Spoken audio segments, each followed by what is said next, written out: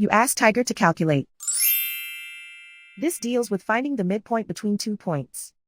The midpoint between the 2 points is 3.5, 3.5. Let's solve it step by step. Plot the 2 points and calculate the midpoint using the formula. The coordinates of point 1 are x1 equals 6, y1 equals -1. The coordinates of point 2 are x2 equals 1, y2 equals 8. PM represents the midpoint of the 2 points.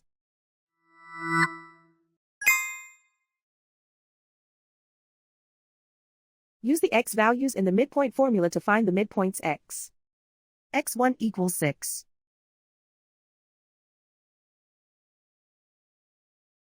x2 equals 1.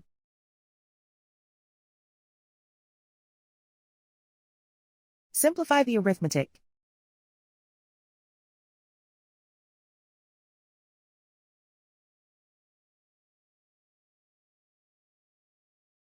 Use the y values in the midpoint formula to find the midpoints y. y1 equals -1.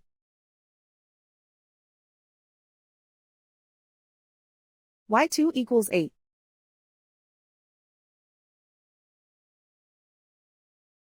Simplify the arithmetic.